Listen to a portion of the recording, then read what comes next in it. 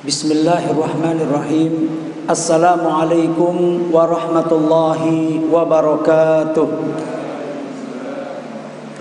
Alhamdulillahilladzi bi ni'matihi tatimmus shalihat wa bi fadlihi tanzilul barakat wa bi karamihi taksurul hasanat.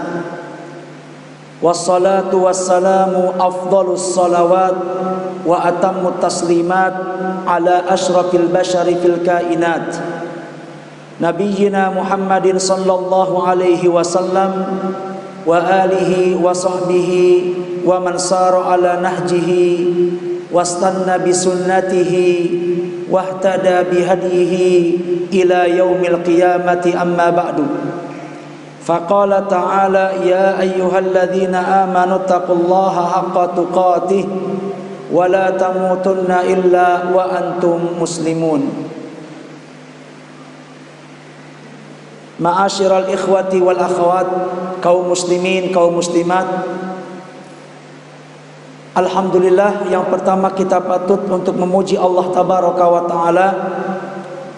Kita patut untuk selalu dan senantiasa bersyukur kepadanya atas segala limpahan nikmat dan karunia yang masih terus Allah curahkan dan Allah limpahkan kepada kita.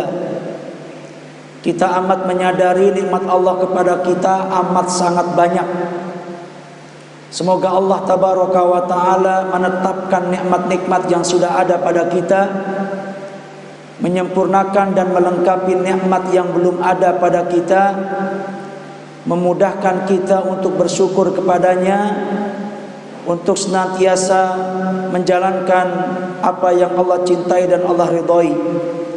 Semoga Allah tabaraka wa ta'ala menerima setiap amal soleh yang kita lakukan dan mengampuni dosa-dosa yang kita kerjakan. Alhamdulillah, kita bisa kembali mengaji setelah sekian lama terhenti disebabkan karena adanya masa pandemi. Kita bersyukur kepada Allah atas segala kemudahan yang Allah berikan, sehingga dengannya kita bisa melangkahkan kaki kita, mengayunkan tangan kita untuk hadir di majlis ilmu ini. Semoga ada ilmu bermanfaat yang bisa kita dapat sebagai bekal kita untuk terus beribadah kepada Allah tabaraka wa ta'ala sampai dengan akhir hayat kita. Tema yang akan kita bahas di kesempatan kali ini, seperti yang sudah mungkin dipublish oleh panitia, adalah tentang amalan tersisa saat kita telah tiada. Amalan tersisa saat kita telah meninggal dunia. Tema ini terinspirasi dari sebuah hadis Nabi sallallahu alaihi salatu wassalam. Sebuah hadis yang amat sangat masyhur, terkenal, familiar di telinga-telinga kita. Saya yakin mungkin banyak di antara kita yang sesungguhnya sudah pernah mendengar sebelumnya, sudah tahu sebelumnya, sudah membaca sebelumnya. Namun tiada mengapa ini kembali terus diingatkan sebagai sebuah peringatan buat kita. Karena Allah mengatakan wa dzakir fa inna dzikra tanfaul mu'minin. Berilah peringatan karena sesungguhnya peringatan itu pasti akan bermanfaat buat orang-orang yang beriman. Hadis ini adalah hadis sahih riwayat Muslim pada hadis nomor 3084 dari sahabat Abu Hurairah radhiyallahu anhu, anin Nabi sallallahu alaihi salatu wassalam qala, dari sahabat Abu Hurairah radhiyallahu anhu dari Nabi sallallahu alaihi wasallam, beliau bersabda, idza mata banu adam qata'a amaluhu illa min thalath. Apabila anak Adam mati, apabila anak Adam telah meninggal dunia. Ketika disebut kalimat anak Adam, berarti siapa maksudnya? Manusia secara keseluruhan. Bukan bangsa Arab saja, tapi semuanya, yang Arab ataupun non-Arab, ya, kulit putih ataupun kulit hitam, bumi manapun dia berpijak, pada hakikatnya setiap manusia yang hidup di muka bumi ini adalah anak cucu Adam. Siapapun kita. Jadi kalau kita runtun, siapa bapak kita, siapa kakek kita, siapa bapak kakek kita, siapa kakeknya kakek kita, kakek-kakek, dan begitu seterusnya, maka semuanya pasti akan mengerucut bahwa setiap kita berasal dari bapak yang sama, yaitu Adam alaihissalam. Karena itulah Nabi Shallallahu Alaihi Wasallam kerap kali menyebut kita manusia ini dengan sebutan keturunan Adam, atau anak-anak Adam, atau anak cucu Adam. Di antaranya dalam hadis ini Nabi mengatakan, idza mata banu Adam, apabila anak Adam meninggal dunia. Allah sebut manusia dengan sebutan anak Adam, dan ini bukan satu-satunya hadis yang Nabi menyebut kita dengan sebutan anak Adam. Banyak lapat-lapat hadis yang lainnya. Dan ternyata sebutan manusia dengan kata anak Adam bukan cuma disebutkan oleh Nabi saja. Allah tabaraka wa ta'ala pun kerap kali memanggil kita, menyeru kita, menyebut kita dengan sebutan anak Adam. Di antaranya apa yang Allah sebutkan di dalam surat Al-A'raf yang sudah kita hafal barangkali ayatnya. Allah mengatakan, ya bani Adam khudhu zinatakum inda kulli masjidin. Ayat yang sudah sangat terkenal juga, sering kita mendengarnya. Ya bani Adam khudhu zinatakum inda kulli masjidin. Wahai anak-anak Adam, ambillah perhiasan kalian, pakailah perhiasan kalian setiap kali kalian masuk ke dalam masjid. Maksudnya dianjurkan kita untuk memakai pakaian terbaik saat kita berada di masjid menghadap Allah tabaraka wa taala. Di sini Allah nyebut manusia dengan sebutan anak Adam. Jadi bukan sesuatu yang aneh, bukan sesuatu yang baru ketika kita mendapatkan betapa seringnya Allah dan Rasulnya menyebut manusia dengan kalimat anak Adam. Di sini Nabi mengatakan, idza mata banu Adam, apabila anak Adam telah meninggal dunia, in qata'a amaluhu, maka akan terputuslah amalnya. Dia tidak lagi punya kesempatan untuk bisa beramal, tidak lagi punya kesempatan untuk bisa menambah pundi-pundi amalnya. Padahal amal-amal ini amat sangat kita butuhkan nanti saat kita menghadapi kehidupan di alam akhirat. Saat amal kita akan ditimbang dengan amal buruk kita. Di saat itu kita butuh pahala, di saat itu kita butuh kebajikan. Nah, ketika anak Adam meninggal dunia, sudah terputus amalnya. Dia tidak punya kesempatan untuk bisa menambah pundi-pundi pahalanya. Dia nggak bisa lagi sholat, dia nggak bisa lagi puasa, dia nggak bisa lagi baca Quran, dia nggak bisa lagi haji dan umrah. Tidak lagi mendapatkan kesempatan untuk bisa menambah pahala-pahala di sisi Allah tabaraka wa ta'ala sebagai bekal dia dalam menghadapi kehidupan di alam akhirat. Ya. Illa min salat, kecuali dari 3 perkara. Ini berarti artinya apa? Ada peluang bagi setiap kita untuk tetap menambah pundi pahala sekalipun kita telah meninggal dunia. Dan ini enggak lepas dari rahmat dan kasih sayang Allah, seperti yang akan nanti kita ambil kesimpulannya.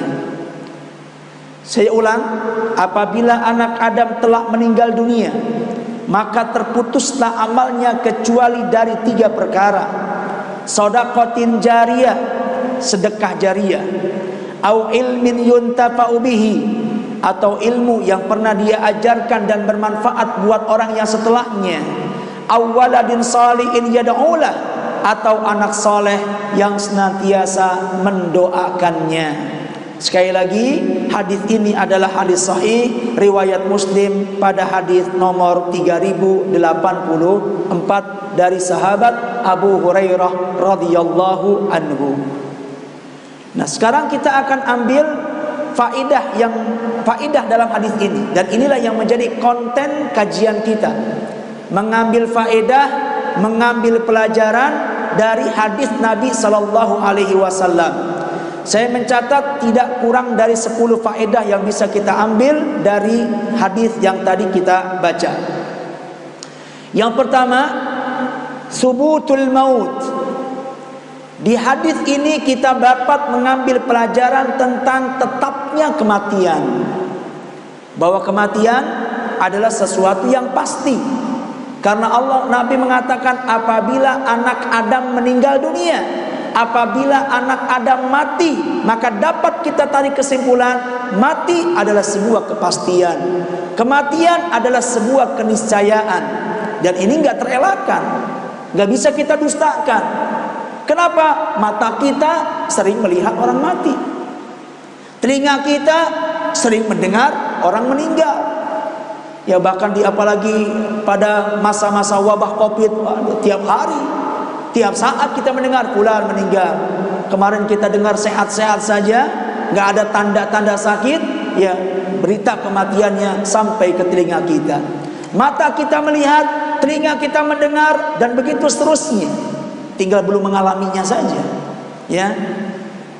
Dan ternyata kematian ini adalah sesuatu yang sudah ditentukan atau sudah ditetapkan oleh Allah Tabaraka wa Ta'ala dalam banyak ayat. Saya akan sebutkan di antaranya adalah surat Ali Imran ayat 185. Satu ayat yang juga kita sudah pasti mendengarnya. Allah mengatakan kullu nafsin za'iqatul maut. Setiap yang bernyawa pasti akan merasakan kematian. Setiap jiwa pasti akan mendapatkan kematiannya. Surat Ali Imran ayat 185. Berikutnya surat An-Nisa ayat 75. Allah berfirman, "Aina takunu yudrikumul maut." Dimanapun kalian berada, bumi manapun kalian berpijak, pasti kematian akan mendatangi kalian. Ya, dimanapun kita hidup, dimanapun kita berada, di bumi manapun kita berpijak, pasti kematian akan mengenai kita. Enggak ada sejengkal tanah pun di muka bumi ini yang membuat orang aman dari kematian, tidak. Bahkan Allah mengatakan, walau kuntum fi burujim musyayyadah, sekalipun kalian berada di balik dinding-dinding yang kuat, sekalipun kalian berada di balik tembok-tembok yang menjulang tinggi, bahkan mungkin sekalipun kalian dijaga oleh puluhan prajurit, sekalipun kalian dijaga oleh puluhan dokter yang senantiasa mengawasi dengan ketat kesehatan kalian, pasti kematian itu akan datang. Ya. Surat An-Nisa ayat 78. Berikutnya yang terakhir surat Al-Anbiya ayat 34. Allah mengatakan, wa ma ja'alna li basyarin min qablikal khulda. Kami tidak menjadikan bagi manusia manapun sebelummu dengan kekekalan. Artinya tidak ada satupun manusia sebelum Nabi yang Allah tetapkan dengan kekekalan. Gak ada. Jadi gak ada manusia yang kekal. Sehebat apapun dia, sekuat apapun dia, sekaya apapun dia, mati semuanya. Firaun begitu gagah, begitu perkasa dengan kekuatan dan kerajaannya, mati. Ya, hanya saja memang badannya sengaja tidak hancur. Ya, liman khalfaka ayah, Allah sebutkan demikian. Kami jaga badan Firaun supaya menjadi pelajaran buat orang-orang yang setelahnya. Ya, tapi hakikatnya mati. Firaun mati, Namrud mati. Semua manusia-manusia yang kuat, kokoh, gagah perkasa, memiliki bala tentara yang hebat, mati. Enggak ada manusia sebelummu yang kami tetapkan dengan kekekalan. Semuanya mati. Afa imitta fahumul khalidun.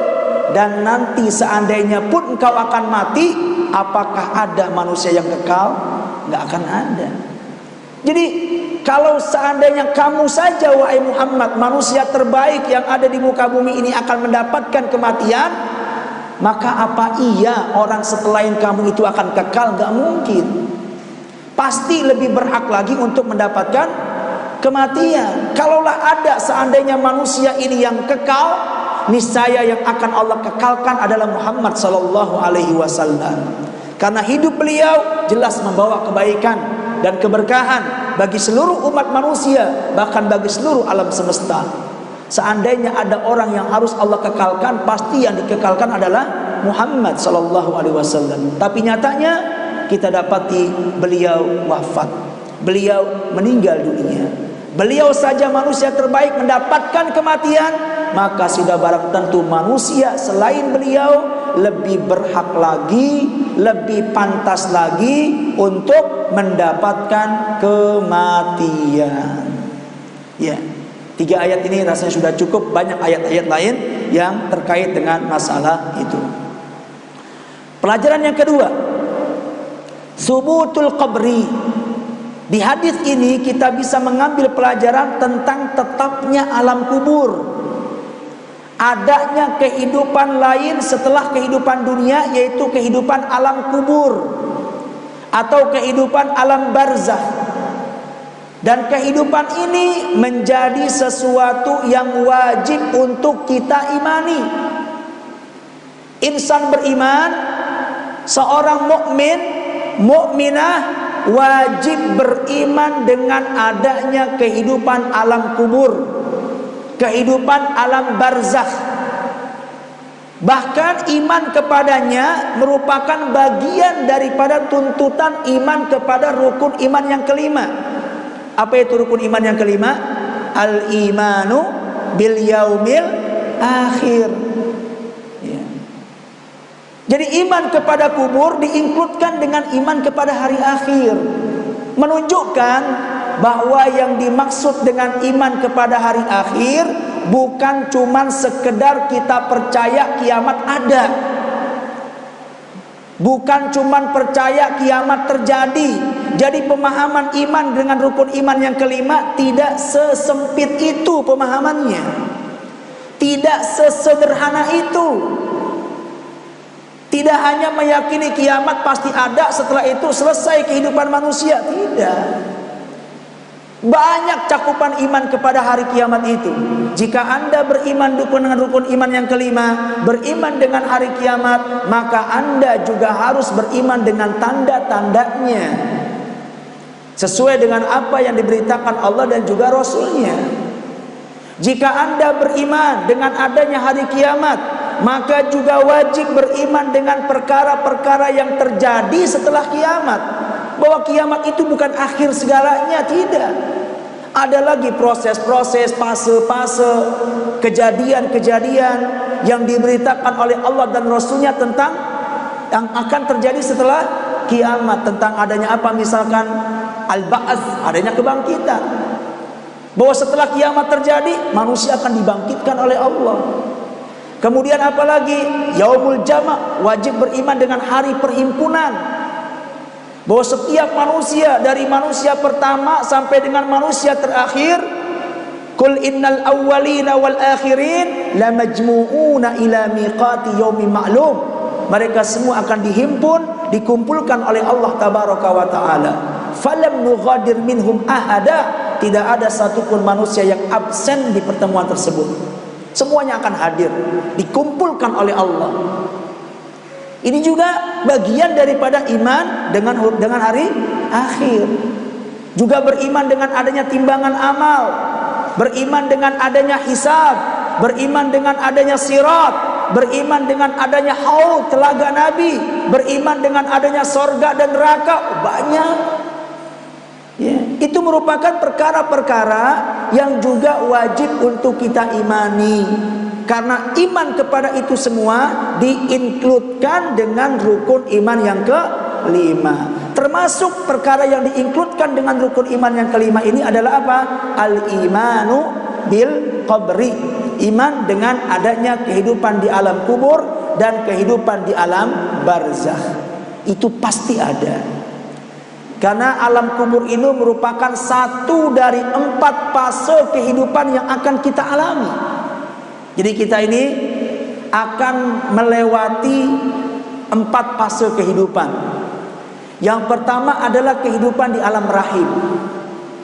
Dan ini sudah kita lewati. Ya, 20 tahun yang lalu, 40 tahun yang lalu, atau 50 tahun yang lalu, ya, kita hidupnya di alam rahim, di perut ibu kita, punya kehidupan sendiri di sana. Ya, 9 bulan kita berada di sana. Kemudian setelah itu, ya, Allah keluarkan kita dari perut ibu kita. Ya.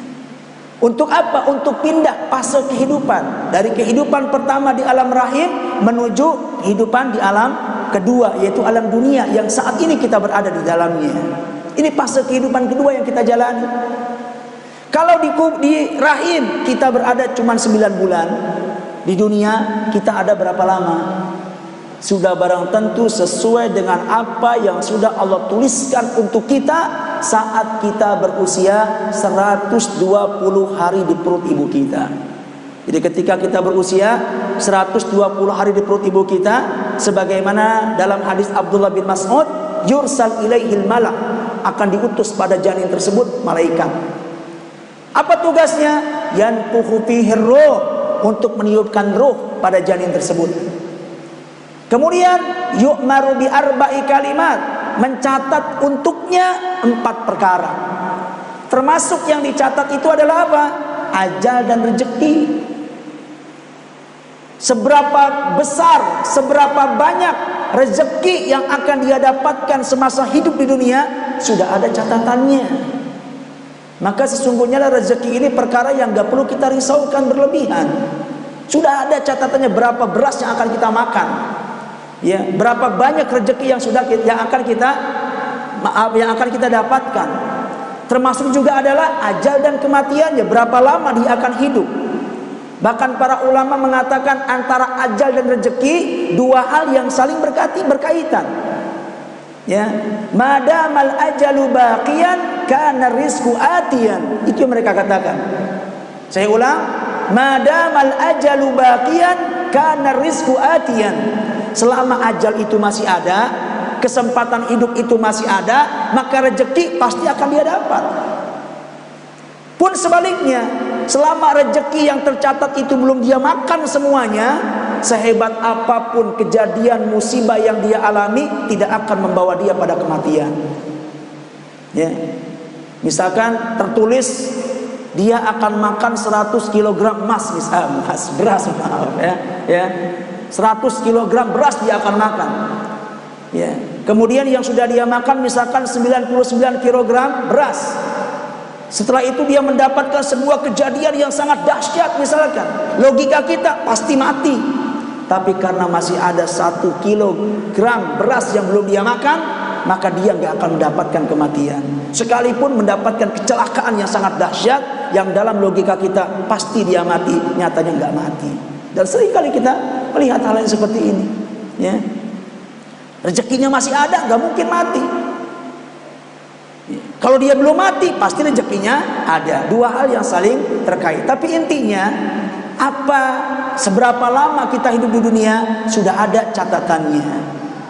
Tapi Nabi SAW sudah memberikan aba-aba pada kita, bahwa sesungguhnya lah kehidupan kita di dunia ini nggak lama.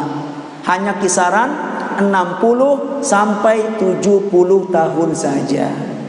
Nabi mengatakan a'maru ummati ma baina sittina wa sab'in. Umur umatku itu hanyalah kisaran 60 sampai 70 tahun saja.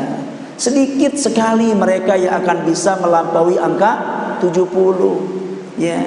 Al-Qail yang mengatakan ini, yaitu Rasulullah sendiri, wafat pada usia berapa? 63. 63 itu kisaran 60 sampai 70. Persis seperti yang beliau katakan.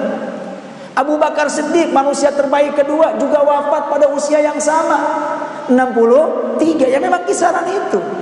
Ya, sedikit di antara mereka yang akan bisa melampaui angka 70. Setelah mereka mendapatkan kematian, selesaikah perjalanan hidupnya? Tidak. Kematian bagi manusia itu cuma perpindahan fase kehidupan dari dunia menuju alam berikutnya, yaitu alam barzah. Dan itu ada kehidupan sendiri yang gak bisa kita analogikan dengan akal kita. Sampai berapa lama dia mendapatkan kehidupan di alam barzah? Sampai dengan Allah bangkitkan dia dari kubur-kubur mereka. Lama. Kalau jarak antara matinya dia sampai hari kebangkitan ratusan tahun dia akan hidup di alam barzah. Kalau jarak kematian dia dengan hari kebangkitan misalkan ribuan tahun dia akan berada di sana. Jadi memang ada kalanya dapat dipastikan kehidupan yang akan kita jalani di fase ketiga, yaitu kehidupan di alam barzah, itu lebih panjang daripada kehidupan yang saat ini kita alami. Di dunia 60 sampai 70 tahun saja. Nanti di alam barzah ada kemungkinan kita akan hidup ratusan tahun, bahkan mungkin bisa ribuan tahun. Dan yang namanya hidup dan perjalanan itu semuanya butuh bekal, Pak. Ya, butuh bekal. Kita hidup di dunia 60-70 tahun saja kan butuh bekal. Ya, karena ada yang harus kita makan, ya, untuk menjaga eksistensi kehidupan kita. Ya, kita butuh pakaian untuk bisa menutupi badan kita. Kita butuh kendaraan untuk bisa warawiri ke sana dan kemari. Kita butuh tempat tinggal untuk bisa melindungi kita dari terik matahari dan hujan, ya. Maka untuk bisa mendapatkan kehidupan yang enak, yang nyaman, ya, kita rajin mencari bekal itu. Kita pergi pagi, pulang sore, ada lembur, kita ambil kesempatan lembur. Untuk apa? Untuk bisa mendapatkan kenyamanan hidup di dunia. Padahal kita tahu itu gak lama, cuma 60 sampai 70 tahun. Sementara nanti ada kehidupan yang jauh lebih panjang, yang sudah barang tentu bekal yang dibutuhkan lebih banyak. Makanya seharusnya semangat kita dalam mencari bekal di dunia jangan kalah dengan jangan sampai mengalahkan dari semangat kita dalam mencari bekal akhirat. Ya.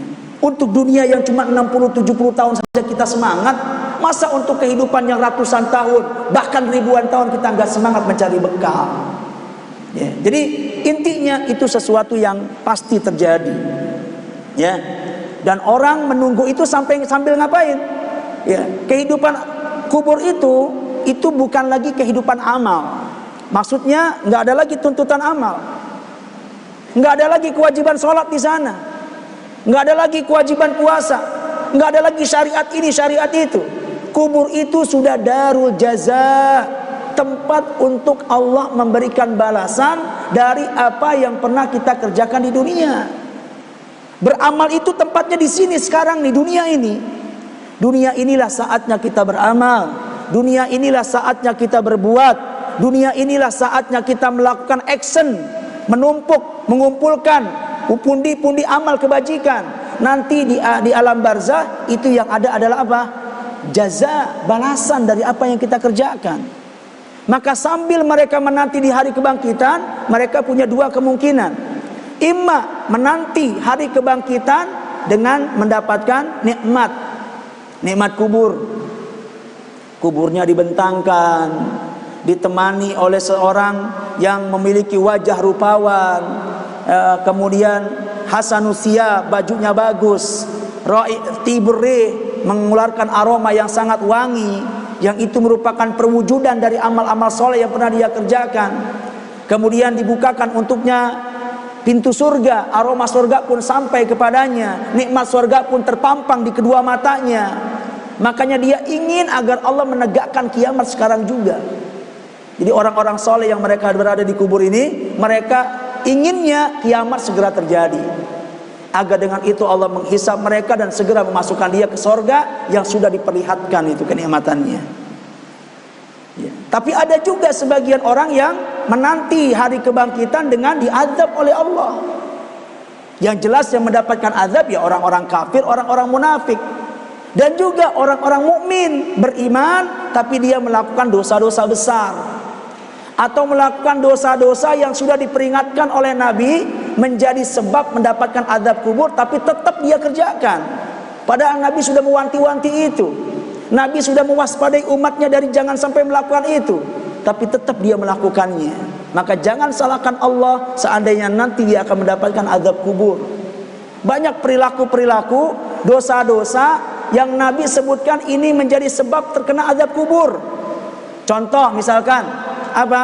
La yastatir minal baul, tidak menutup diri dari kencing. Jadi kencingnya sembarangan, dilihat orang cuek aja. Nah, ini perkara dosa yang bisa mendatangkan azab kubur. Ya. Atau yang lainnya misalkan ya, la yastanzi minal baul. Riwayat yang lain la yastatir, tidak menutup diri. Riwayat yang lain mengatakan la yastanzi, tidak bersih-bersih setelah kencing. Enggak cebok setelah kencing. Ya. Kemudian perkara lain misalkan namimah, mengadu domba. Ini juga dosa-dosa yang mendatangkan azab kubur. Kemudian yang lain misalkan adalah tidur pada waktu sholat fardu. Nah, ini juga nih banyak dilakukan kaum muslimin. Ya, disebutkan dalam hadis Barra bin Azib ketika Nabi Shallallahu Alaihi Wasallam menyebutkan tentang salah satu bentuk azab kubur, bahwa nanti ada sebagian orang yang terkena azab kubur itu ditelentangkan oleh Allah dalam keadaan tidur telentang. Kemudian di atasnya ada malaikat berdiri sambil membawa batu besar. Ya. Kemudian batu itu ditimpakan sekeras-kerasnya di kepala orang tadi, sampai kepalanya hancur. Kemudian saking kerasnya hentakan tersebut, batu itu sampai menggelinding, Pak, menjauh dari orang tadi. Diambil lagi batu itu sama malaikat tadi, kemudian dihampiri lagi orang yang terlentang dan didapati kepalanya utuh kembali. Kemudian timpa lagi, hancur lagi, gelinding lagi, ambil lagi, timpa lagi, begitu seterusnya. Berapa lama? Enggak sehari dua hari. Ya. Enggak sepekan dua pekan, terus sampai datangnya hari kiamat atau sampai Allah ampuni dosanya. Atau sampai ada orang, entah kerabatnya, entah siapapun yang memohon ampunan kepada Allah untuk dia, baru kemudian Allah hentikan azabnya dan tidak menutup kemungkinan Allah ganti berupa nikmat kubur, dari azab menjadi nikmat. Tapi selama Allah belum ampuni dosanya, terus dia mendapatkan dosa seperti itu. Nabi Shallallahu Alaihi Wasallam sempat bertanya kepada malaikat Jibril tentang siapa dia, menanti datangnya hari kiamat dalam kondisi yang seperti itu, ditimpa dengan batu keras. Nabi SAW kemudian disampaikan, itu adalah umatmu yanamu anis salatil maktubah, yang dia gemarnya tidur pada saat pelaksanaan sholat fardu. Ya, azan dikumandangkan, panggilan Allah diperdengarkan, hayya 'alas shalah, ayo salat, hayya 'alal falah, ayo kita menuju kemenangan. Tapi ternyata dia lebih memilih untuk asik dengan tidurnya. Terus ya, lebih memilih untuk melampiaskan syahwat tidurnya. Dia abaikan panggilan Allah tabaraka wa taala. Di saat kaum muslimin bergegas keluar rumah, melangkahkan kaki, mengayunkan tangan, menerobos gelapnya malam, menerobos dinginnya malam, sementara dia asik berselimutkan dengan apa? Kasur empuknya misalkan. Ini kalau ini menjadi sebuah kebiasaan dan dosa ini tidak Allah berikan maaf dan ampun, nanti dia mati dan dosanya belum diampuni, siap-siap. Ya, saat penantian dia mendapatkan penantian dia dibangkitkan, akan mendapati azab kubur seperti yang Allah beritakan lewat hadis Barra bin Azib. Intinya ini adalah sesuatu yang pasti adanya. Karena itu Nabi Shallallahu Alaihi Wasallam kerap kali menasihati kita, ya, untuk apa? Untuk berlindung dari azab kubur. Bahkan Nabi Shallallahu Alaihi Wasallam mengajar kita untuk senantiasa berlindung kepada Allah dari 4 hal setiap kali kita selesai sholat, yaitu pada saat apa? Selesai membaca tahiyat akhir sebelum salam. Ta'awwadu min arba', berlindunglah kalian dari 4 perkara. Karena kita tahu doa sebelum salam, tahiyat akhir sebelum salam merupakan satu dari 2 tempat di dalam sholat yang amat sangat disukai untuk kita berdoa. Ya, yang pertama dalam keadaan sujud, yang kedua adalah sebelum salam. Itu 2 tempat yang mustajab untuk kita banyak berdoa kepada Allah. Maka sebelum kita minta ini, minta itu, berlindung diri dari ini dan dari itu, ya, Nabi memberikan arahan kepada kita, hendaknya setiap kita jangan lupa berlindung kepada Allah dari 4 hal. Ya, Allahumma inni a'udzubika min adzabil qabri wa min adzabi jahannam wa min syarri fitnatil mahya wal mamat wa min syarri fitnatil masihid dajjal. Ya Allah, aku berlindung kepadamu dari fitnah kubur, ya, azab kubur. Enggak mungkin Nabi Shallallahu Alaihi Wasallam meminta kita berlindung dari sesuatu yang fiktif, ya, nggak ada. Tapi kalau kita minta perlindungan dari sesuatu yang nggak ada, kan nggak mungkin. Ya. Begitu kuatnya penegasan Nabi Shallallahu Alaihi Wasallam agar setiap kita jangan lupa terus menerus memohon kepada Allah Tabaraka wa Taala perlindungan dari azab kubur. Nggak cukup di situ, Nabi Shallallahu Alaihi Wasallam setiap pagi juga berlindung kepada Allah dari itu juga. Ya, Bapak Ibu lihat misalkan zikir-zikir pagi dan petang yang biasa dilazimkan oleh Nabi Shallallahu Alaihi Wasallam.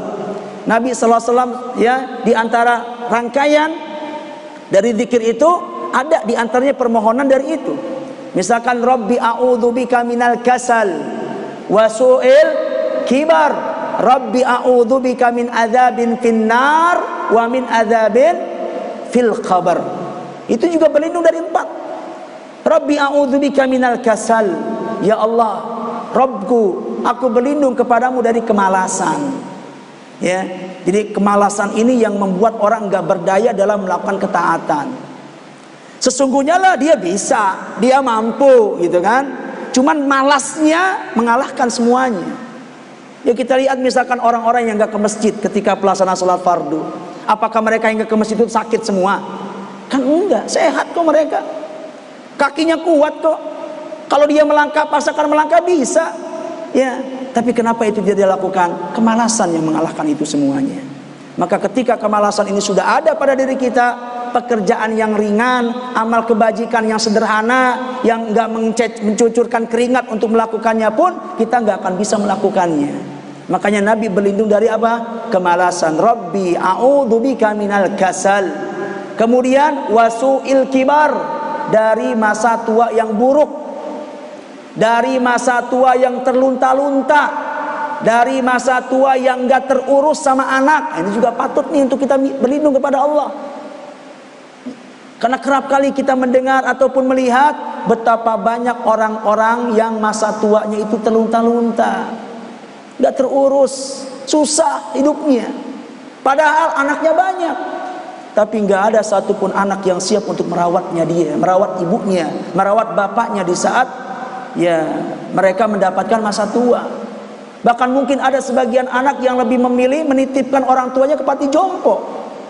Ya, kenapa? Karena nggak mau repot untuk ngurusnya. Nah, ini juga tidak mungkin, tidak menutup kemungkinan ada pada setiap ancaman ini ada pada setiap kita. Jangan kita mengatakan nggak mungkin anak-anak saya kayak gitu. Dia sayang sama saya. Dia cinta sama saya. Mereka anak-anak saya itu perhatian banget sama saya.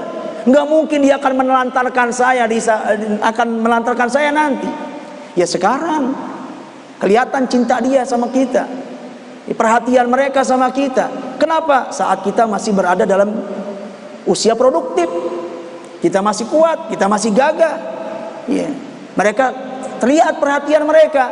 Tapi nanti di saat kita bisanya berbaring lemah, nggak bisa makan kecuali ada orang yang mengantarkan dan menyuapi, nggak bisa mengganti pakaian sendiri, siapkah mereka memandikan kita, membuang kotoran kita, mengambilkan makan minum untuk kita, menyuapin kita? Itu nggak semua anak siap.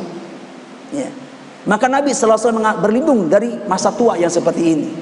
Min su'il kibar, minal kasal wa su'il kibar. Rabbi a'udzubika min adzabin finnar, azab di neraka, wa adzabin fil qabr, dan juga azab di alam kubur. Tiap pagi Nabi minta. Sudahlah dia memintanya, beliau memintanya setiap sholat sebelum salam, minta perlindungan dari Allah dari azab kubur. Nggak cukup pagi diminta terus. Nabi Shallallahu Alaihi Wasallam yang dijamin mendapatkan keselamatan akhirat, ya, setiap saat berlindung dari azab kubur. Kita lebih pantas lagi untuk berlindung. Kenapa? Sebutkan dalam hadis Nabi Shallallahu Alaihi Wasallam, al-qabru awwalu manazilil akhirah. Kubur itu merupakan fase pertama kehidupan akhirat. Ya. Man naja minhu fama ba'dahu aisar. Orang yang selamat dari jeratan azab kubur, maka fase berikutnya akan terasa lebih mudah untuk dia jalankan. Ketika orang enggak mendapatkan azab kubur, maka insya Allah fase-fase berikutnya saat dibangkitkan, saat dihimpun, ya. Hari perhimpunan ini juga kan cukup panjang, Pak. 40 hari.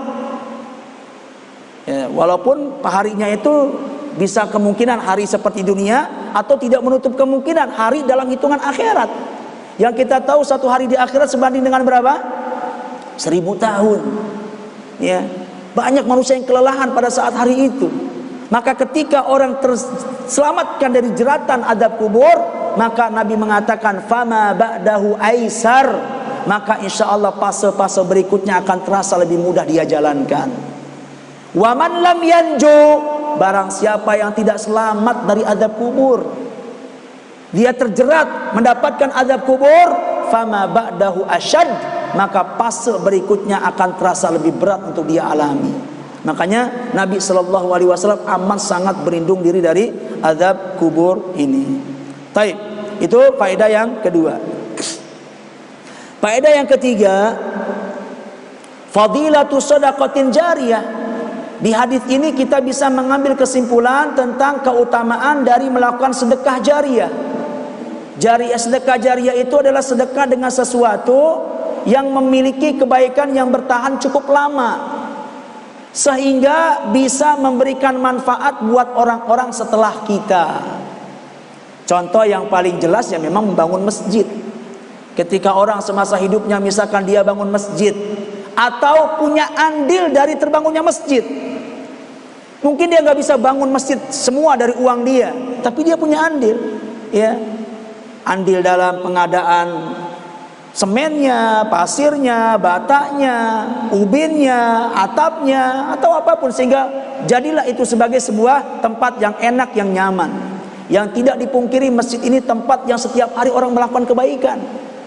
Tiap hari dipakai sholat, tiap hari dipakai doa, tiap hari dipakai baca Quran, ya.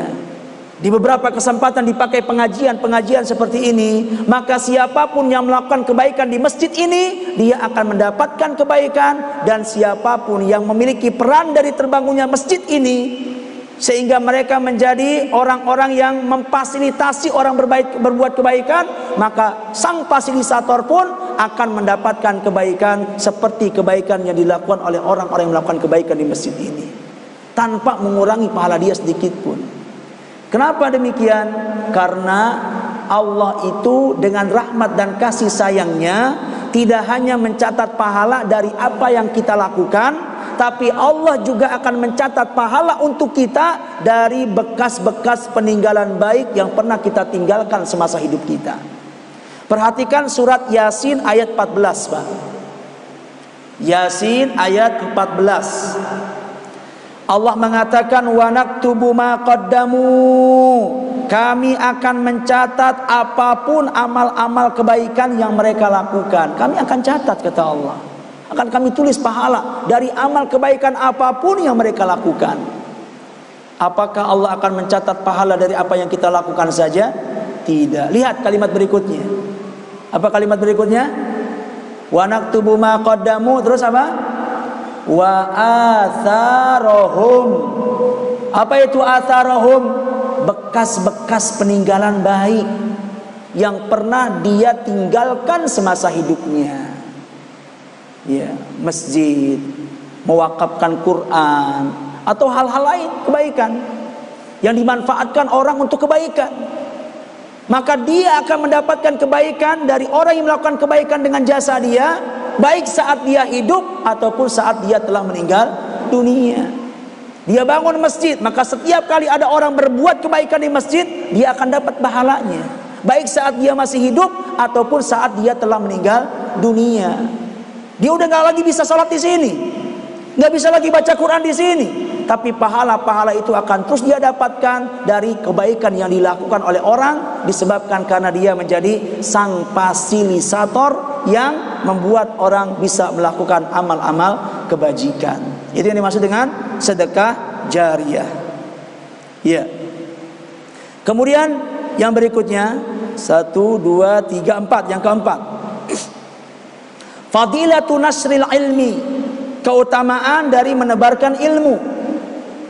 Keutamaan dari menebarkan ilmu, menyebarkan ilmu. Dan menyebarkan ilmu itu bisa dilakukan dengan dua hal. Yang pertama bit-ta'lim, yang kedua bit-ta'lif. Dengan cara mengajarkan dan dengan cara menulis buku. Kalau mengajarkan jelas ya, dia mengajarkan orang baca Quran, dia mengajarkan orang akidah yang benar, ibadah yang benar, akhlak yang benar, yang kemudian apa yang dia ajarkan bermanfaat buat orang yang diajarkan.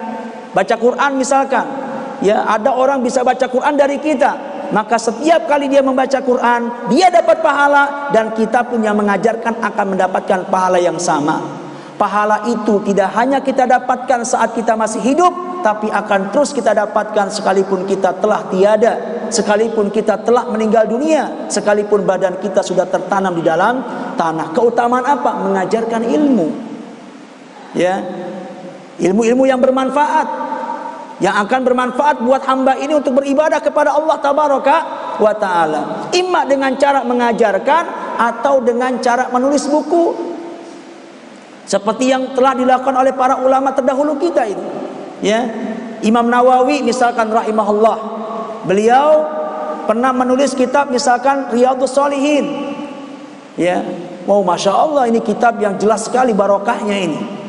Dari generasi ke generasi dikaji oleh umat manusia. Bahkan bukan cuma di Indonesia saja, misalkan masjid mana yang nggak mengajarkan Riyadhus Shalihin, masjid mana yang di sana nggak ada kajian Riyadhus Shalihin. Bahkan ternyata bukan hanya di Indonesia saja, di berbagai macam belahan dunia sudah diterjemahkan ke dalam aneka ragam bahasa itu. Ya. Maka setiap buku ini dikaji, ya, maka selama itu pula sang penulis akan mendapatkan pahala yang sama. Ya. Makanya subhanallah, apa yang sudah mereka lakukan luar biasa. Imam Nawawi, Syekhul Islam Ibn Taimiyah, Ibnu Hajar Al-Asqalani, termasuk diantaranya adalah Syekh Muhammad bin Abdul Wahhab rahimahullah, yang kebanyakan orang menghujat mereka, memberikan tuduhan-tuduhan dusta atas nama beliau. Ya, padahal siapa yang menuduh ini? Ya, jasa apa yang sudah dia torehkan untuk Islam dan kaum muslimin dibandingkan misalkan dengan Syekh Muhammad bin Abdul Wahhab. Kitab Tauhid dikaji di mana-mana. Kitab Al-Usulul Tsalatsa dikaji di mana-mana. Kasyfus Syubhat dikaji di mana-mana. Ya. Al-Qawaidul Arba dikaji di mana-mana. Pahala itu sangat luar biasa. Sementara kita menghujat apa yang sudah kita lakukan. Siapa kita dibandingkan mereka? Ya. Ini keutamaan sangat luar biasa. Jika kita punya kemampuan ini, mengajarkan ilmu atau menulis ilmu yang bermanfaat, maka ini menjadi investasi jariah buat kita. Saat kita meninggal dunia, buku itu dibaca orang, memberikan hidayah pada orang, membuat orang semangat lagi dalam beribadah kepada Allah. Apalagi diajarkan dan dikaji, disampaikan kepada ratusan orang yang lainnya, maka ini merupakan potensi kebaikan dari sang penulis. Allah akan berikan dia pahala sekalipun dia telah meninggal dunia. Ya. Kemudian yang berikutnya, fadilatu thalabil ilmi. Di sini juga sesungguhnya lah ada anjuran menuntut ilmu. Loh, kenapa? Bukankah tadi cuma disebutkan mengajarkan ilmu yang bermanfaat? Kenapa menuntut ilmu? Kita tahu bahwa tidak mungkin seseorang bisa menebarkan ilmu, menyampaikan ilmu dengan cara mengajarkan atau menulisnya tanpa dia belajar terlebih dahulu. Poin ini baru bisa kita ambil, baru kita dapatkan mengajarkan ilmu dan menulis ilmu yang bermanfaat kalau sebelumnya kita belajar. Maka ketika ada orang menyampaikan ilmu atau menulis sesuatu yang menulis ilmu misalkan tanpa sebelumnya dia belajar, maka ada kemungkinan apa yang disampaikan mudaratnya lebih besar daripada manfaatnya. Jika kita mau mendapatkan keutamaan ini, ya, mau mendapatkan keutamaan dari menebarkan ilmu, menyampaikan ilmu, mengajarkan ilmu, menulis ilmu-ilmu bermanfaat, maka terlebih dahulu kita harus belajar tentang ilmu itu sendiri. Kita mau mengajarkan nggak pernah belajar, apa yang mau kita sampaikan? Ya, kita mau menulis sesuatu yang bermanfaat, nggak pernah belajar, apa yang mau kita tulis? Kita baru bisa menulis, baru bisa mengajar kalau sebelumnya kita belajar. Maka di antara tujuan yang benar dalam belajar adalah ini. Ya, dia mengangkat kebodohan dari dia dan kemudian mengangkat kebodohan dari orang lain. Kemudian setelah itu dia amalkan. Itu juga tujuan yang baik, dia amalkan ilmu itu. Dan juga menjaga eksistensi ilmu biar tidak punah. Jika niatan-niatan ini ada pada kita di saat kita belajar, maka ini sungguh merupakan sebuah niatan yang baik, yang apabila itu dia lakukan, maka menuntut ilmu yang dia lakukan sebuah amal yang tidak tertandingi oleh amal apapun juga. Sebagaimana dikatakan oleh Al-Imam Ahmad rahimahullah, mengatakan talabul ilmi syai'un la ya'duluhu liman sahhat niyatuhu. Belajar ilmu agama adalah sesuatu yang gak tertandingi dengan amal apapun. Bagi siapa? Bagi mereka-mereka yang benar niatnya. Ya, bagaimana niatan yang benar? Itu tadi, ya, ingin mengangkat kebodohan yang ada pada diri dia. Ya, kemudian jika ada kemungkinan dia bisa ajarkan kepada yang lain agar dengan itu dia bisa mendapatkan keutamaan ini. Kemudian yang berikutnya, wujub tarbiyatil aulad. Wajibnya kita mendidik anak dengan pendidikan yang baik agar mereka tumbuh menjadi anak-anak yang soleh dan solehah, yang sadar akan kewajiban mereka sebagai hamba Allah. Mereka sholat, mereka puasa, mereka baca Quran, mereka melakukan kebajikan ini, kebajikan itu. Ya. Dan Masya Allah, ketika kita punya anak yang seperti ini, kita bisa meninggal dunia dengan tenang. Kenapa? Karena kita sudah meninggalkan anak-anak yang soleh dan soleha, yang kelak dia akan menjadi investasi amal jariah buat kita. Sehingga kebaikan apapun yang dia lakukan, kita juga akan mendapatkan kebaikan yang sama. Kok bisa begitu Ustadz? Iya, perhatikan firman Allah dalam surat An-Najm. Ya, ketika Allah mengatakan wa an laisa lil insani illa ma sa'a. Manusia tidak akan mendapatkan pahala kebaikan kecuali atas apa yang telah dia usahakan. Perhatikan itu. Manusia tidak akan mendapatkan kecuali apa yang telah dia usahakan. Nabi sallallahu alaihi wasallam ketika mengomentari ayat ini, beliau mengatakan al-waladu min kasbi abih. Anak merupakan hasil usaha orang tua. Anak itu hasil usaha kita sebagai orang tua. Sehingga kebaikan apapun yang dilakukan oleh anak kita, kita sebagai orang tua akan mendapatkan pahala yang sama. Ya, si anak sholat dia dapat pahala, pahala juga didapatkan oleh kita sebagai orang tuanya. Si anak baca Quran dia akan dapatkan pahala, kita juga akan mendapatkan pahala yang sama tanpa mengurangi pahala anak kita. Kenapa? Karena anak kita itu adalah hasil usaha kita.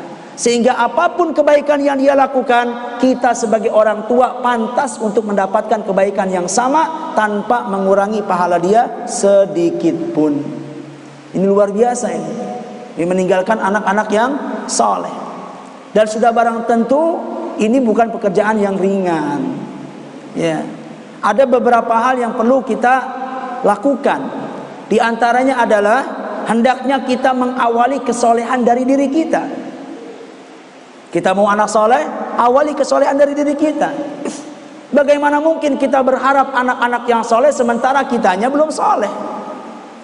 Sementara kaidah mengatakan al jaza'u min jinsil amal. Balasan itu akan berbanding lurus sesuai dengan amal perbuatan kita. Kita soleh, maka insya Allah Allah akan mudahkan anak kita tumbuh menjadi anak-anak yang soleh. Tapi kalau kitanya saja belum soleh, jangan berharap dan jangan bermimpi anak kita akan soleh. Sama seperti misalkan ketika kita durhaka sama orang tua kita, jahat sama orang tua kita, ingat kita punya anak. Ya, nanti anak kita juga akan mempertontonkan kedurhakaannya kepada kita, sebagaimana kita mempertontonkan kedurhakaan kita sama orang tua kepada anak-anak kita. Al jaza'u min jinsil amal. Bagaimana kita berbuat, begitu kita akan diperlakukan. Sekali lagi, bagaimana kita berbuat, begitu kita akan diperlakukan. Kita jahat durhaka sama orang tua kita, ada kemungkinan nanti anak-anak kita juga akan durhaka sama kita. Tapi kalau kita baik, berbakti sama orang tua kita, maka insya Allah Allah akan mudahkan anak-anak kita juga bakti dan soleh sama kita. Ya, maka ini merupakan satu kesatuan yang gak bisa terpisahkan. Makanya kita tentu ingat kisah Nabi Khidir. Ya, Musa dan Khidir kan? Ketika dalam sebuah perjalanan yang kita tahu ceritanya ada dalam surat apa? Al-Kahfi ya. Musa dan Khidir ini mau bertamu ya ke ke sebuah desa gitu kan. Dan ternyata ditolak. Gak mau menerima mereka berdua. Akhirnya pergilah mereka berdua. Di jalan Khidir melihat ada dinding yang mau roboh. Yuridu ayyan qad, ingin mau roboh. Ya. Sama Khidir kemudian ditegakkan lagi dinding itu. Nabi Musa sempat protes.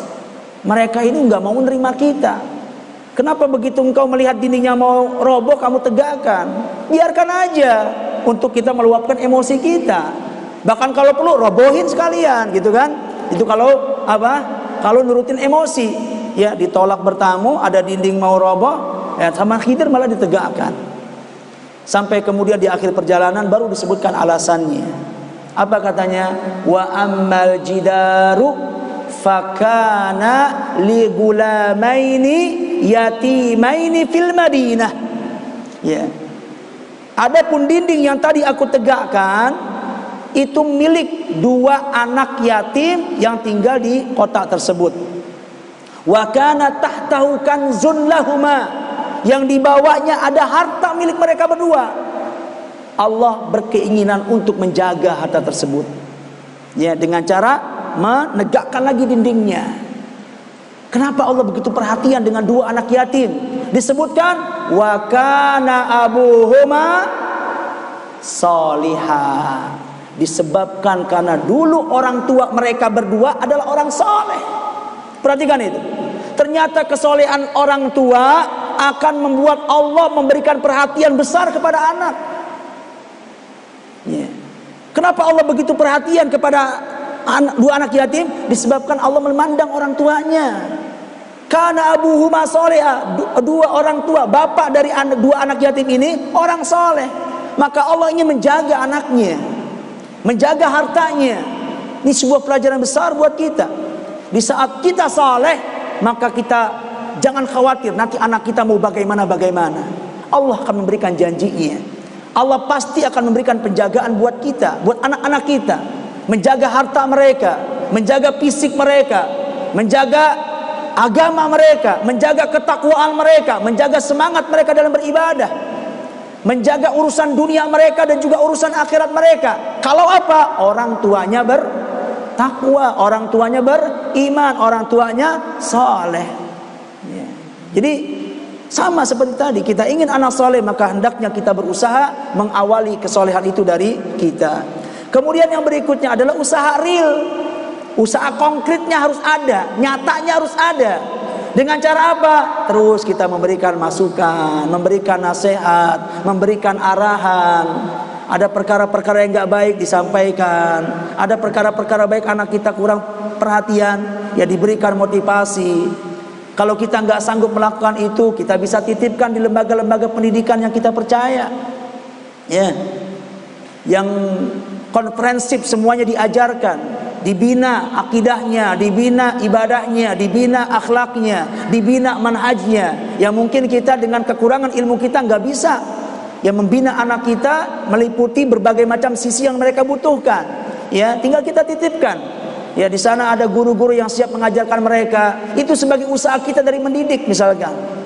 Ya, itu realnya harus ada. Kalau kita nggak real memberikan pendidikan yang baik, gimana kita berharap anak kita menjadi anak yang baik? Ya, setelah kita berupaya menjadi pribadi yang soleh, mendidik anak kita dengan pendidikan yang bagus, kemudian yang ketiga, jangan lupa berdoa kepada Allah. Ini juga jangan dilupakan. Karena berbuat tanpa berdoa adalah sebuah kesombongan. Jadi seakan-akan kalau anak saya masuk pesantren pasti berhasil, ya pasti soleh, pasti baik. Dia lupakan doa. Nggak bisa, bukan jaminan pesantren itu. Ya, kita hanya bisa melakukan semampu kita, tapi kita nggak menjanjikan hasil apapun. Yang berhak untuk mengubah hati seseorang adalah Allah. Allah yang bisa merubah hitam menjadi putih. Karena semua hati manusia berada di antara jemari Allah. Yuqallibuha kaifa yasha. Allah yang maha mampu merubah hati manusia sesuai dengan apa yang Allah kehendaki. Doa jangan lupa. Karena kita lihat para nabi juga doa. Lihat Nabi Ibrahim, doa-doanya luar biasa. Ya, di antaranya Ibrahim mengatakan, Rabbi habli minas salihin. Wahai Rabbku, karuniakan aku anak-anak yang saleh. Orang sekelas Nabi Ibrahim, Khalilullah, minta dikaruniakan anak saleh. Masa kita enggak? Di kesempatan yang lain Ibrahim mengatakan, Rabbi ja'alni muqimas salati wa min dzurriyyati Rabbana wa taqabbal du'a. Wahai Rabbku, jadikan aku sebagai orang yang mampu menegakkan salat, menjaga salat dengan istiqamah. Wa min dzurriyyati, demikian pula anak-anak dan keturunanku. Jadi kebaikan apapun yang kita mintakan kepada Allah, jangan lupa selipkan buat anak kita, Bu. Selipkan itu kebaikan-kebaikan itu. Kita ingin kebaikan ini, kebaikan itu, selipkan juga. Kita mohon kebaikan itu juga diberikan untuk anak-anak kita. Lihat Nabi Ibrahim, minta supaya Allah menjadikan dia orang yang teguh dalam mendirikan sholat, konsisten, istiqamah menegakkan sholat. Wa min dzurriyyati, enggak lupa Ibrahim sisipkan kebaikan itu untuk anaknya. Demikian pula aku mohon ya Allah, anak-anakku juga demikian, dijadikan sebagai pribadi-pribadi yang mampu menjaga sholat dengan baik. Ya, teladan kita itu Nabi Ibrahim. Kemudian misalkan siapa lagi? Nabi Zakaria, yang kita lihat di antara doanya ada dalam surat Ali Imran, Rabbi habli min ladunka dzurriyyatan thayyibatan innaka sami'ud du'a. Wahai Rabbku, karuniakan kepadaku dzurriyyatan thayyibah, ya, keturunan. Dzurriyyah itu bukan cuma anak, ya, tapi anak, cucu dan terus ke bawah, itu namanya dzurriyyah. Kita minta kepada Allah keturunan-keturunan yang baik, thayyibah, min ladunka, dari sisimu ya Allah. Karena semua kebaikan berasal darimu. Innaka sami'ud du'a, karena sungguhnya engkau maha mendengar doa. Subhanallah. Kita lihat lagi misalkan para ibadur rahman, hamba-hamba Allah yang mendapatkan pujian dari Allah, disebabkan karena mereka memiliki karakter yang sangat luar biasa, yang Allah ceritakan karakter mereka di akhir-akhir surat Al-Furqan. Lihat itu, wa ibadur rahmanil ladzina yamshuna fil ardi hauna. Itu di akhir surat Al-Furqan, nanti bisa dilihat Allah puji hamba-hamba Ar-Rahman, disebabkan karena karakter mereka. Lihat di akhir surat Al-Furqan, di antaranya apa kata Allah? Alladzina yaquluna rabbana hablana min azwajina wa dzurriyyatina qurrata a'yun waj'alna lil muttaqina imama. Jadi Allah puji orang yang senantiasa berdoa dengan doa itu. Ya. Rabbana hablana min azwajina wa dzurriyyatina qurrata a'yun waj'alna lil muttaqina imama. Lihat nanti terjemahannya. Itu mohon kebaikan buat siapa? Buat anak kita, bahkan buat istri kita itu. Subhanallah. Jadi minimal doa-doa itu yang kita baca, ya, mengutip doanya Nabi Ibrahim, mengutip doanya Nabi Zakaria, mengutip doanya para ibadur rahman, ya. Bahkan tiada mengapa kita mengungkapkan lewat bahasa-bahasa kita. Kalau doa-doa itu nggak apa dari bahasa kita, yang jelas sebagai wujud kepasrahan diri kita, ya, bahwa kita nggak bisa mencetak anak soleh itu dengan kemampuan kita. Kita butuh bantuan Allah, kita butuh pertolongan Allah. Ya, kita merengek kepada Allah tabaraka wa taala untuk dikaruniakan anak-anak yang saleh dan juga salehah. Ya. Kemudian yang berikutnya, at-targhib fi injabil walad, anjuran untuk punya anak. Di hadis ini ada anjuran punya anak. Sebab anak itu merupakan investasi pahala buat orang tua ketika mereka tumbuh menjadi anak soleh dan juga salehah. Kalau kita nggak punya anak, ketutup nih pintu kebaikan kita dari pintu ini. Gimana kita mau meninggalkan anak soleh dan soleh sementara kita nggak punya anak?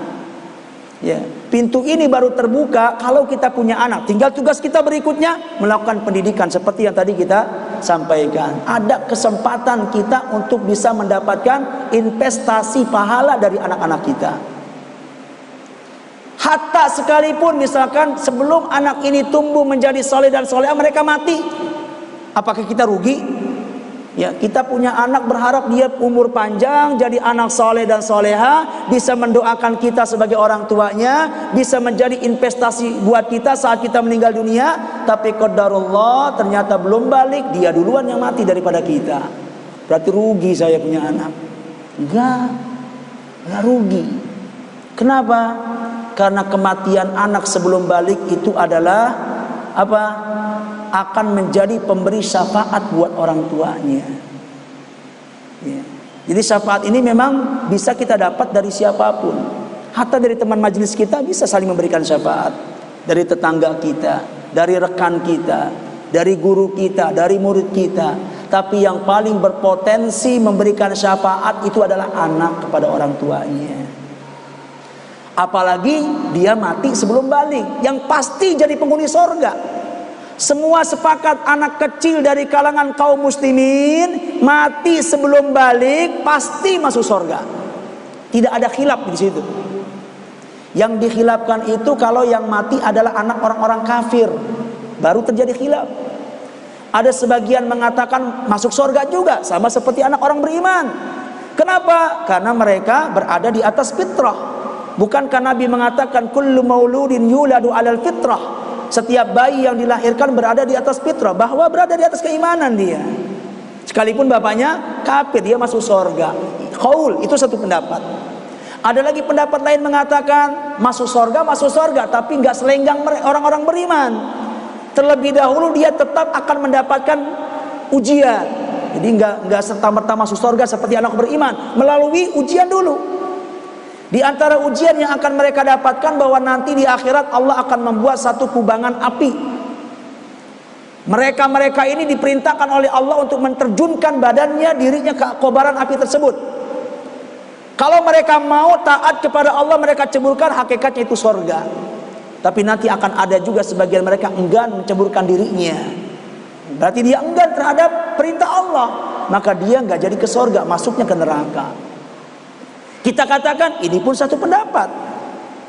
Dan Syekhul Islam Muhammad bin Shalih Al-Utsaimin, saya pernah baca dalam fatwa beliau, ketika risalah tentang fatwa-fatwa beliau, ketika beliau pernah ditanya tentang bagaimana nasib anak orang kafir yang mati sebelum balik. Beliau menyebutkan beberapa khilaf ini, dan di akhir beliau mengatakan wallahu a'lamu bima kanu yaf'alun. Itu jawaban beliau. Allah yang lebih tahu tentang apa yang akan mereka lakukan seandainya mereka berumur panjang. Jadi nggak dapat dipastikan nih anak orang kafir nih masuk surga atau masuk neraka, karena Allah yang lebih tahu seandainya dia berumur panjang akan ikut agama bapaknya atau tidak. Karena Allah yang maha tahu, hanya Allah yang berhak menentukan surga atau neraka. Tapi ketika itu adalah anak orang-orang beriman, sepakat semua ulama, tidak ada khilaf, mereka pasti akan masuk surga. Dan mereka nanti akan mencari orang tua mereka, memberikan bantuan dan syafaat buat orang tua mereka. Bahkan nanti didapatkan, disebutkan dalam juga sebuah hadis, ada para anak itu nanti dia berdiri di pintu surga, padahal disuruh masuk. Ya, udkhulul jannata, masuk kalian ke surga. Anak ini mengatakan hatta yadkhula abawana, kami nggak mau masuk sampai kami mau masuk bersama kedua orang tua kami. Subhanallah. Seperti itu. Sampai kemudian dikatakan udkhulu antum wa abawaikumul jannah. Kalau begitu masuklah kalian dan kedua orang tua kalian ke dalam sorga. Jadi akan nanti ada anak-anak yang menyeret orang tuanya ke sorga, yang akan membawa dan mengundang orang tuanya ke sorga. Siapa mereka? Orang anak-anak yang mati ketika kecil. Jadi jangan kita beranggapan anak kita mati sebelum dia memberikan manfaat buat kita, sebelum dia sebelum kita misalkan orang tua makan gajinya misalkan, sebelum dia mengurusi kita udah mati duluan, gak rugi kita. Dia akan menjadi sesuatu yang bermanfaat buat kita nanti di akhirat, memberi syafaat insya Allah. Ya.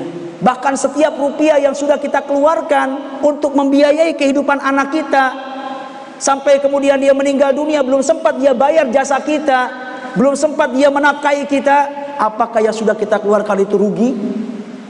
Ya, enggak. Karena dalam Islam tidak ada infak terbesar yang dilakukan oleh seorang laki-laki selain dia mengeluarkan uang untuk menafkahi anak dan istrinya. Nabi SAW bersabda, dinarun anfaqtahu fi sabilillah, wa dinarun anfaqtahu fi raqabah, wa dinarun anfaqtahu ala miskin, wa dinarun anfaqtahu fi ahlik. Nabi sebutkan 4. 1 dinar yang kau keluarkan di jalan Allah, 1 dinar yang kau gunakan untuk membebaskan budak, 1 dinar yang kau berikan untuk si miskin, 1 dinar yang kau gunakan untuk menafkahi anak dan istrimu. Kira-kira mana yang mendatangkan pahala? Semuanya datangkan pahala itu insyaallah. Gelontoran rupiah yang kita berikan kepada si miskin, insyaallah berpahala. Yang kita keluarkan untuk di jalan Allah, insyaallah berpahala. Yang kita gunakan untuk membebaskan budak, berpahala. Yang kita gunakan untuk menafkahi orang tua, anak dan istri kita, berpahala. Tapi kalau ditanya mana dari pahala-pahala tersebut yang paling besar, Nabi mengatakan a'dhamuha ajran ma anfaqtahu fi ahlik.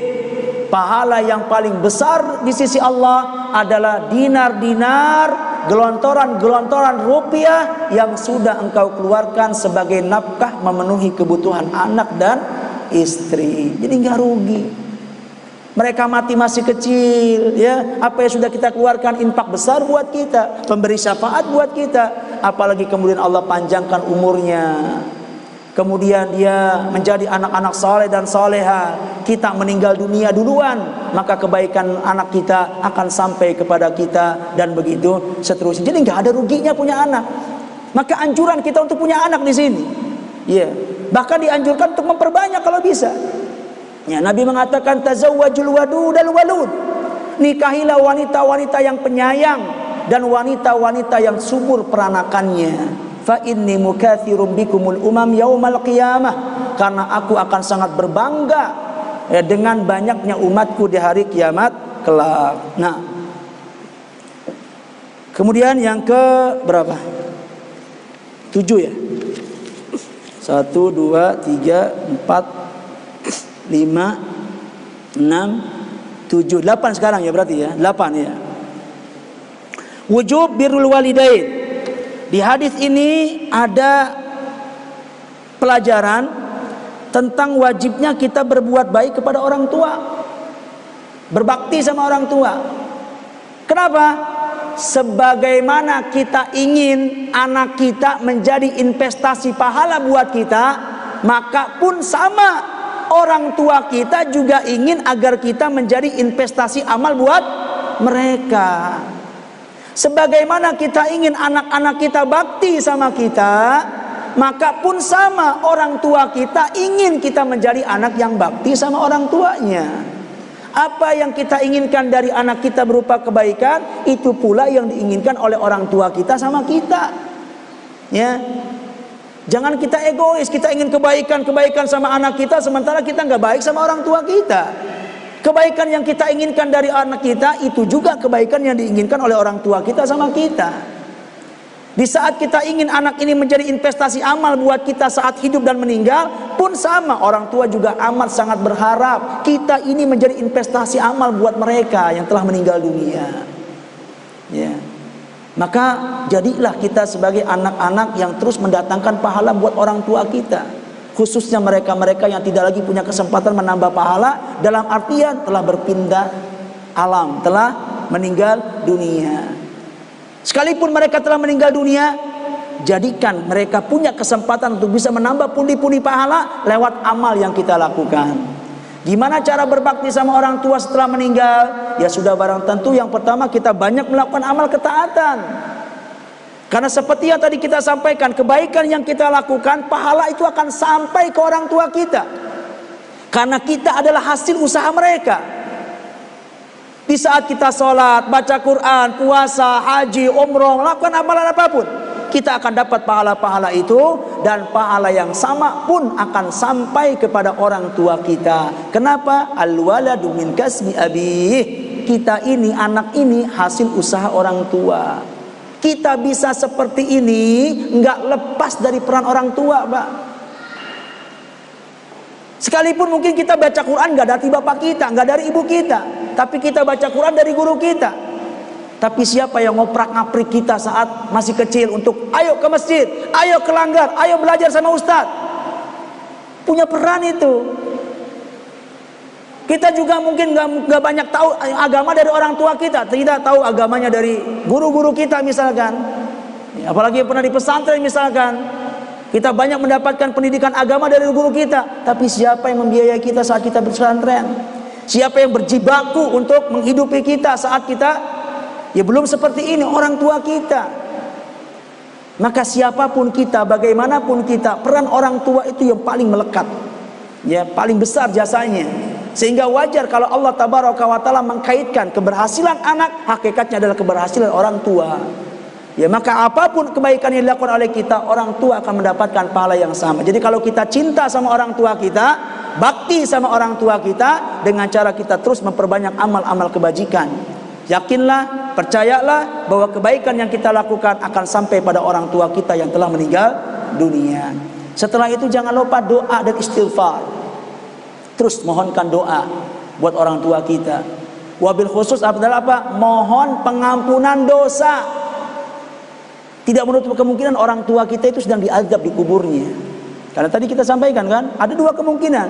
Di kubur itu bukan berarti meram seperti yang kita pahami mati, enggak. Mereka punya kehidupan sendiri yang enggak bisa kita analogikan dengan akal kita. Ada sebagian mereka yang sedang mendapatkan nikmat, ada sebagian mereka yang sedang mendapatkan azab dengan aneka ragam. Jadi azab kubur itu bukan cuma serta-merta disempitkan kuburnya, enggak. Itu hanya bagian kecil. Banyak aneka ragam azab kubur yang telah diberitakan oleh Nabi Shallallahu Alaihi Wasallam. Seperti tadi itu, ada yang ditimpa kepalanya pakai batu, ada yang berenang di sungai darah, ada yang dirobek bagian ujung bibir kanan sampai ke telinganya, kemudian selesai kanan bagian kirinya selesai pindah lagi ke kanan terus Ketika ditanya siapa mereka, mereka adalah orang yang melakukan kebohongan, yang sampai kebohongannya itu ke segala penjuru. Mungkin dulu pada saat Nabi memberitakan itu sulit terbayangkan itu. Bohong di sebuah tempat tapi kebohongan dia sampai ke belahan penjuru.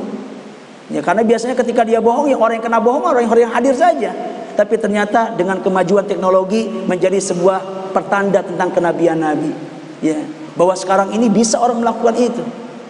Melakukan satu kebohongan, satu kebohongan dengan ucapan, atau dengan mencet smartphone-nya, dia sebar berita-berita bohong, dibaca oleh seluruh penjuru dunia, bohong dia. Nah, ternyata itu pun bukan dosa yang ringan itu. Ada adab tersendiri buat orang yang seperti itu. Jadi tidak menutup kemungkinan orang tua kita dengan dosa-dosa yang kita nggak tahu, apa yang telah mereka lakukan, tidak menutup kemungkinan sedang diadab oleh Allah Tabaraka wa Ta'ala. Nasallallahu as-salamata wal afiyah. Maka kita mohonkan ampun. Kalau orang tua kita mati meninggalkan dosa yang tidak termaafkan oleh Allah, tugas kita sebagai anak, bentuk cinta kita, bakti kita, sayang kita kepada mereka, tengadahkan kedua tangan kita, mohon ampunan kepada Allah atas dosa-dosa yang mungkin dilakukan oleh orang tua kita tanpa kita mengetahuinya. Sekalipun mungkin di mata kita orang tua kita Masya Allah, tapi kita nggak tahu. Mungkin ada dosa-dosa yang dilakukan yang kita nggak tahu. Tetap permohonan ampun itu harus tetap ada. Bahkan kebaikannya disebutkan dalam sebuah hadis dari riwayat Ahmad, Ibnu Majah, Baihaqi dan lainnya. Nabi sallallahu alaihi wasallam mengatakan, "Innar rajula la turfa'u darajatuhu fil jannah." Sungguh nanti ada seseorang yang diangkat derajatnya di sorga begitu tinggi. Ini kebaikan dari orang tua yang didoakan anaknya. Ada orang yang nanti derajatnya diangkat begitu tinggi di sorga. Fayaqulu anna li hadza. Sampai-sampai dia nggak percaya dengan kedudukannya. Dia terkejut dengan kedudukannya. Seraya mengatakan anna li hadza, bagaimana mungkin aku bisa mendapatkan kedudukan yang begitu mulia kayak gini? Nggak percaya dia dengan tempatnya. Nggak percaya dengan dia dengan kedudukannya. Kok saya bisa semulia ini, setinggi ini derajatnya? Mungkin dia merasa dulu waktu di dunia amalnya biasa-biasa aja, tapi kok tempatnya begitu mulia, tinggi, terhormat. Nggak percaya dia, terkejut dia dengan kemuliaan itu. Fayuqal, maka dikatakanlah kepadanya, bistighfari waladikal lak. Ini disebabkan istighfar, doa pengampunan yang senantiasa dipanjatkan oleh anakmu untukmu. Subhanallah. Itu efek, efek dari istighfar anak sama orang tua. bisa menghentikan azab kubur kalau memang orang tuanya terkena azab kubur, ya, dan bisa mengangkat derajat orang tua nanti di sorga, ya, dengan sebab istighfar yang senantiasa dibacakan oleh seorang anak kepada orang tuanya. Nah, kemudian yang ke-9, rahmatullahi lil ibadi wasi'atun. Di hadis ini kita bisa mengambil kesimpulan tentang luasnya rahmat dan kasih sayang Allah, bahwa Allah masih memberikan kesempatan orang-orang yang meninggal dunia untuk bisa mendapatkan pahala. Dia udah meninggal, udah gak bisa sholat, gak bisa beribadah kepada Allah, tapi Allah masih membuka kesempatan buat dia untuk bisa terus memupuk amal, menambah amal. Lewat apa? Lewat bekas-bekas amal kebaikan yang pernah dia lakukan di dunia. Karena dulu waktu di dunia dia sudah melakukan sedekah jariah, karena dulu di dunia dia sudah menebarkan ilmu dengan cara mengajarkan atau menulis ilmu bermanfaat sehingga memberikan manfaat buat orang-orang setelahnya. Karena dulu waktu di dunia dia punya anak dan dia didik anaknya dengan pendidikan yang baik sehingga anaknya tumbuh menjadi pribadi-pribadi yang soleh. Maka dengan sebab-sebab amal yang pernah dia lakukan itu, Allah masih terus memberikan pahala buat dia sekalipun dia telah meninggal dunia. Makanya kita memohon kepada Allah, semoga Allah memberikan kemudahan bagi kita untuk bisa mengamalkan 3 ini, ya. Jangan mati sebelum kita bisa mengumpulkan 3 hal ini. Kalau bisa kayak gitu kan, jangan sampai kita mati sebelum melakukan salah satu dari 3. Kalau kita